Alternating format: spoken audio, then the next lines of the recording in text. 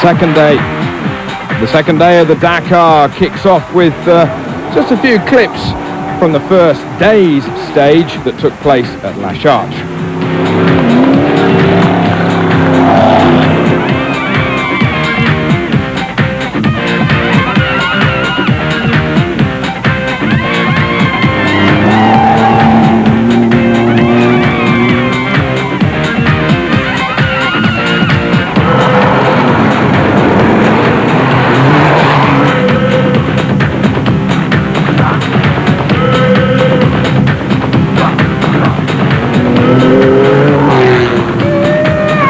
The majority of the teams rode the man-made bumps very well, but a massive problem was to befall the Russian truck crews of number 428 and 429.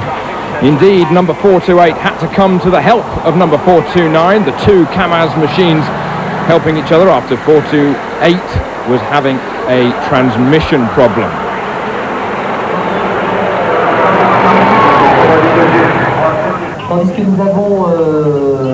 Not a good day, and not a good way to start Dakar 2001 for the Kamaz team. Meanwhile, elsewhere on the road sections, most of France was out on New Year's Day.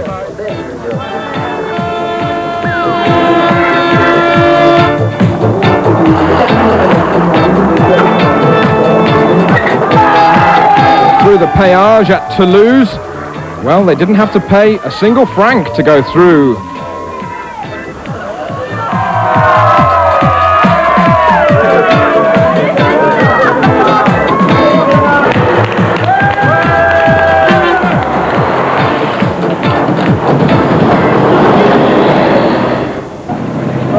And some terrible bad luck befell the number 65 motorbike rider, Gilles Hamonique, the Frenchman who arrived at the ramp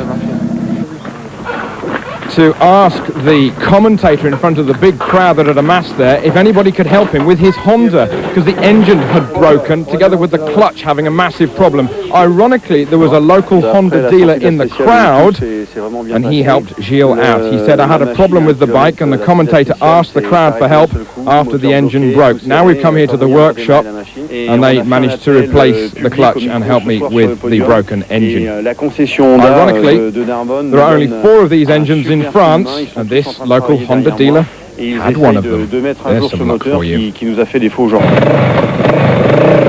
lucky indeed.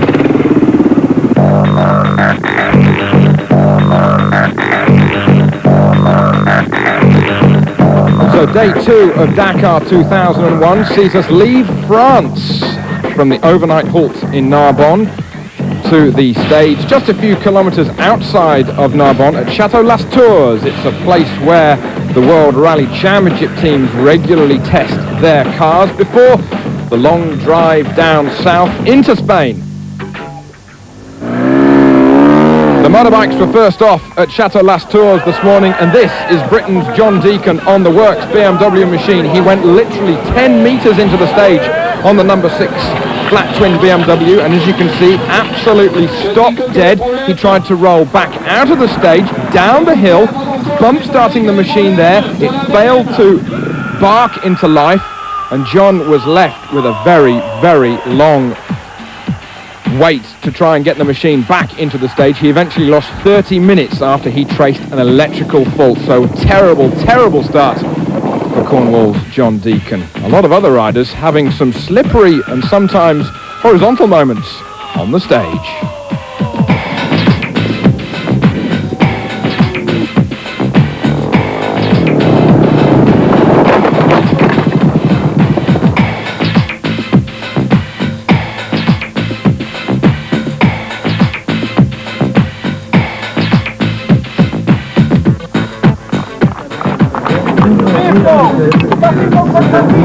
Le règlement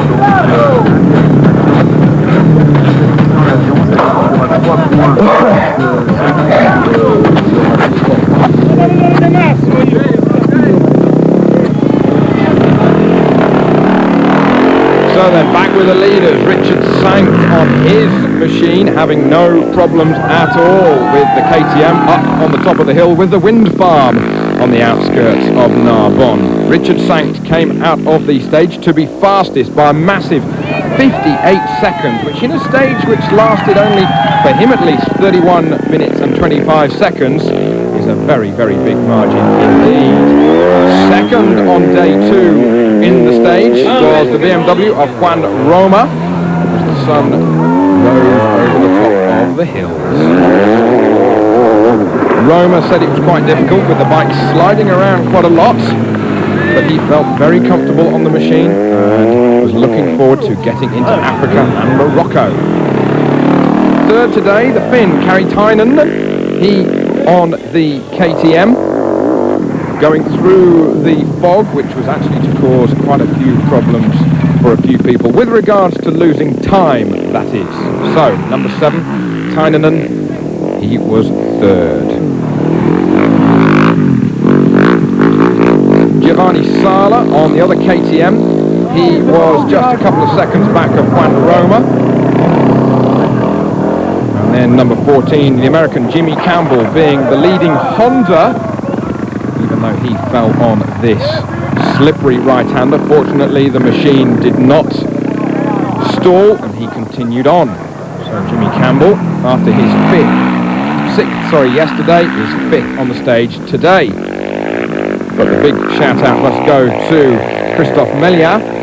He on another Honda, similar to that of Jimmy Campbell. He was 10th today for a start number of 87. So there's the rundown of the stage at Chateau Las Tours. Richard Sankt, 56 seconds ahead of KTM and the Honda. That's the overall standings after 2 stages on Dakar 2001.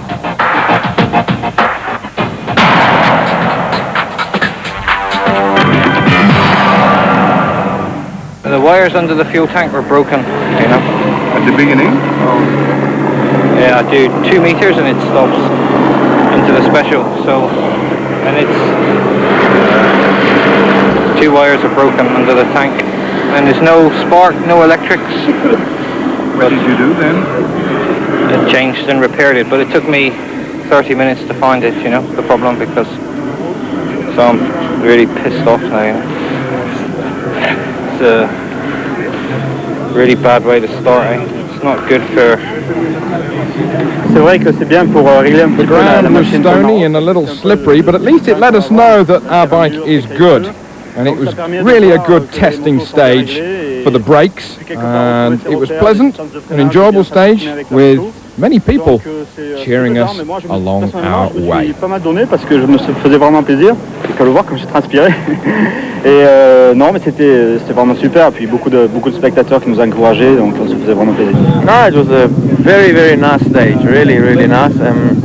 I remember in '98 it was the same, but more stones in '98. Now it was, I think, with the wet, good traction. But you know, I think for me, I'm not so good in the very tight stuff. I go as fast as I can, and we hope to see what position.